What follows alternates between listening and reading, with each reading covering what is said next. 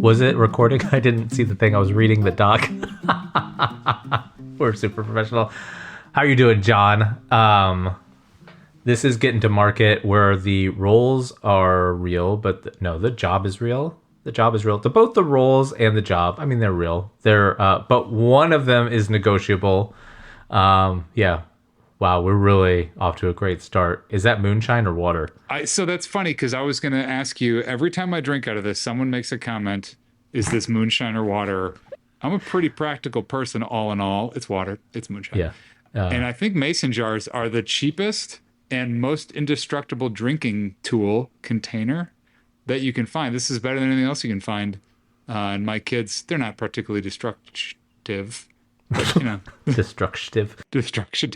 You know microplastics in that, so that's kind of a downside of those. That's true. So do you just mix those in after you pour the water? Yeah. Or you put the microplastics in and then add the water? My local CVS has little bags of microplastics. You can just get them. Yeah. How are you doing? I'm doing all right. You got back from a trip recently, which is you went on a bicycle journey. You do a thing that I do not do, which is you say, you know, you and I have been texting a fair amount lately because of work and other things, where you say, I'm going dark, and you have no, you are not expecting to like respond to any messages during whatever that period is. Yeah. I will say I don't do that. Like I always have my phone on. I'm always, you know, whatever. Like, but do you tell that to other people? Or there are certain people, like I am on a list of people you just have no interest of talking to for a period of time?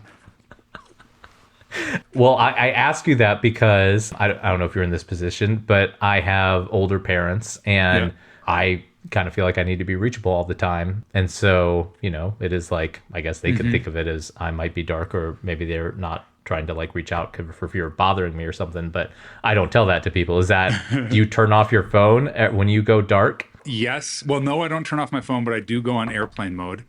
I do tell other people I'm going dark. And I think it's because, generally speaking, people have this expectation that if I text relatively quickly, I'll get a response back, especially if we're in a conversation, which a lot of times, you know, not a lot of times, but at least this time we were kind of chatting about stuff we had to do and whatever.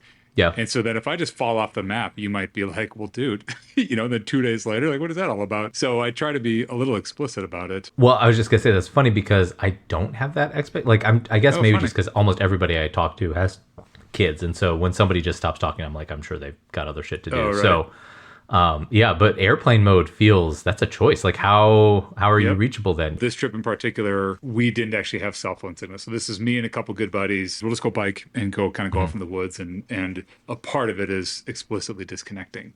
Now you have told me explicitly that this is not a militia. Is that still true? Well, it sometimes felt like a militia. You had a fun idea for this week's episode. I did have this idea for something we could talk through. And really, the whole idea was there's all these like corporate buzzwords and bingo words and things that we all hate. Yeah. And I was texting with some other buddies, and one of them said, oh, dude, shout out Garrett.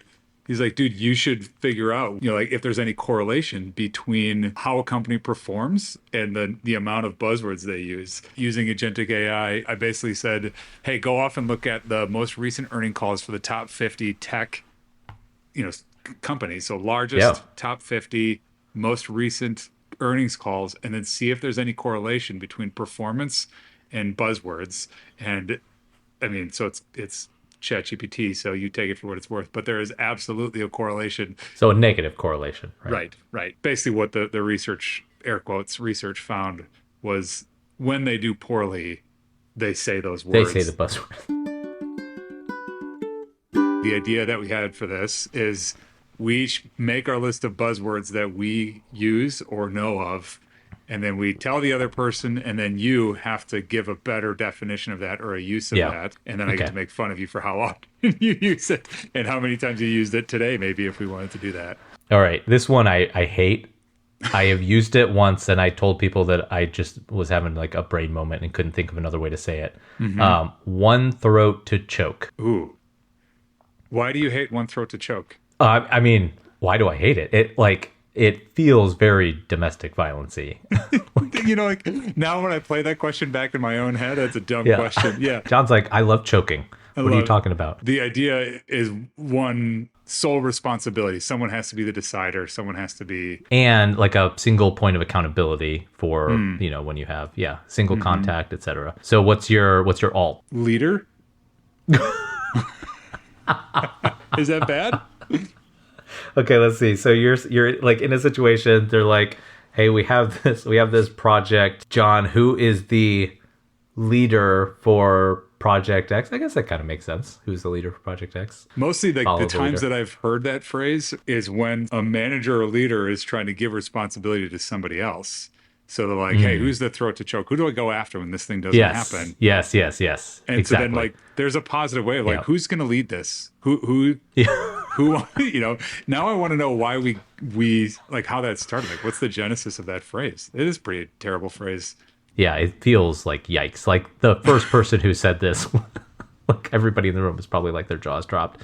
But now we just use it all the time. So they won. I don't know if this is in the similar vein of just aggression, but punching above weight class. I hate that phrase. And I did use it this week. How'd you use it? You might have been on the call. The general definition of the way that I use it is you are able to do something against others you wouldn't necessarily need to compete with. I don't hear it. I guess I don't hear it as often. When I think of it, I think of it as like a positive, which is this thing shouldn't really be able to do this thing, but it actually does it pretty well. It's like a boxing kind of, it refers to boxing, right? Yeah. Mm-hmm. All right. You ready for my next one? Can't wait. Okay. Look behind I've also heard peek behind or peek into. I already know where this is going. Look behind the kimono, which feels like we should let this one go. Just don't ever say it again. Yeah, we shouldn't say it. Like even on this, like in the context of this episode where we're talking about these things, it feels like a thing I didn't really want to say. It feels gross. Clarifying question. Maybe you don't know the answer. Is a kimono outerwear? Like there's an implication of peek behind or whatever the phrase is. Yeah, I think the kimono's that's the whole outfit. There's nothing else. Like they're naked under the kimono. No, I think they've got stuff under. Yeah, I guess we need the visual dictionary. Either way, don't like it. Like we shouldn't. I'm not going to use it. Do you like how the sausage is made any better? I actually don't hate that one as much. It's overused. I will say that one feels overused. Yeah, the phrase is really like implying without any of the polish, without any of the fit and finish. How about how a bill gets made? How a bill gets written? Can you sing it for us? Like the Yeah. Come on. Do you know anyone that uses the phrase let's go or let's effing go? Like just that hoorah type thing? Mm-hmm. Yeah. Do you hate it? No. I make no bones about it. I'm an introvert. Really? You, I think, are more of an extrovert. I think there are some people where if you put that into a chat or like whatever before, a sales call or something big, like let's effing go, it gets some people pumped up. And then for other people, they're just like, no, that does nothing for me. I'm kind of surprised that maybe that bothers you because there is a part of like what you seem to enjoy about product management that is a little bit the cheerleady. Yeah. This is very tangential. So I used to call you Eeyore and I'm Tigger to your Eeyore. Did that ever make you mad? You're like, oh, I don't want to be Eeyore. That guy's kind of bad. Not specifically for that reason, but for the dampening your energy thing, I'm on board for it. I think you need that, right? I mean, it's good balance to have in an organization, which is like, yeah, that sounds really exciting. Have you considered, X, Y, and Z? Reality. Yeah, reality. I think I hate let's go because it feels like bro culture of like, like in my head, there's a let's go and then like two guys chest bump and I'm like, I'm out. I hate all of that. Let's go to where? Let's go to what? What are you even talking about? And funnily enough, I said it the other day and I don't know that I could say it's the first time that I've said it, but I said it and I was like, ugh, what am I doing? And I was just like mad at myself. It is like a weird thing to type into a chat where everybody's remote, right? Like it's the very opposite of even a high five. What do you think about puts and takes? We're giving and getting. It sounds like Puss in Boots, like the Shrek thing. Yeah, which is a great movie, by the way. So what's your alt? I don't know. I thought the game was you came up with it.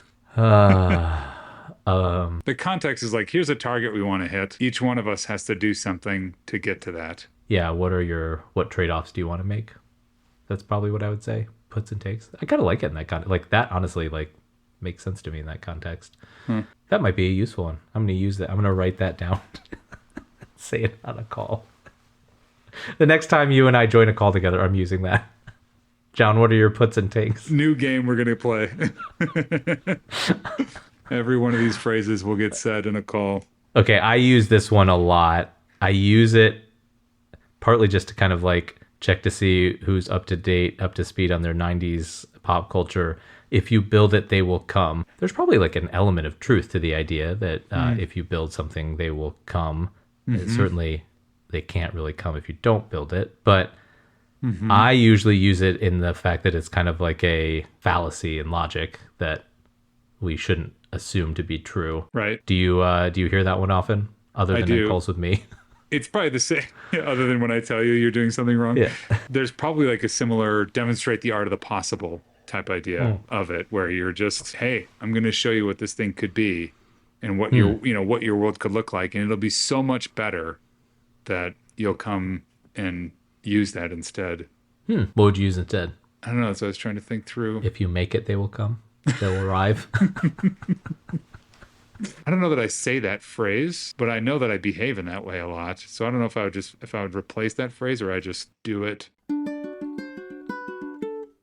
Lessons learned. John, did you have any lessons? You look like you learned a lot this week. Did I learn a lot? So I am in a book club with some buddies, and we get together and just talk about different books and different stuff.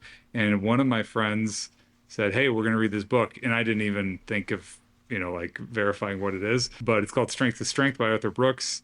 And the book is about what to do when you don't feel as valuable because you're getting old. It's like, oh, but what was really interesting, I'm only 2 chapters in, and I've liked it so far, but the idea of fluid knowledge versus crystallized knowledge, where there's research around how many years it takes you to have done half of the contribution in your career. So for tech, 20 years. After 20 years in tech, you will have produced half of what you will produce. But others were like really, really short. And so you just like your crystallized knowledge starts much, much sooner. And you like what?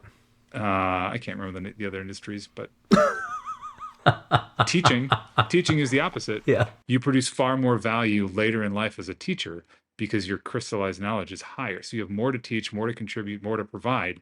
And that's a part of, I'm 2 chapters in, but the lesson of the book is as you age, your value is in what you can share with others and share with the community. And so like historians, they often work far later into their career because they are much more capable of contributing. Younger folks, you need us. You need us. You need us, older folks. You need Nate in particular. Please continue using us. Yeah, please hold me. Please continue using us. Yeah, what did you learn? My lesson learned is from my oldest, who taught me something that, goodness, like there's all sorts of things that kind of prove that either we don't know this or we're just willing to accept ignorance on it. Bison and buffalo are not the same. So like the logo for the Bills. We're learning so much. This is what you come to your elders for. Yeah. Your like the Buffalo Bills logo is a bison. That's hilarious. Yeah, so like the hump thing that you see on like that's a bison, and buffaloes are kind of like the more cow-looking ones. So yeah, it was actually like Buffalo Bill and all that sort of stuff. Bison Bills. I hate that team. I showed her because there's a Buffalo Wings restaurant in our area that we kind of like because it got vegetarian or vegan wings or whatever, and the logo is a bison. And it's called Heavenly Buffaloes as a restaurant. Shout out to Heavenly Buffaloes. They're okay. Go to getinamarket.com/wings for 0% off. Wings for your 0% off. Definitely, like it's a bison with wings attached to it. Because it's heavenly. But yeah, how much fun, can I just say, is it to learn stuff from your kids and the excitement they get from learning you something? Totally. Is just like palpable. They just love like telling you something that you didn't know. So that's always fun too. Yeah.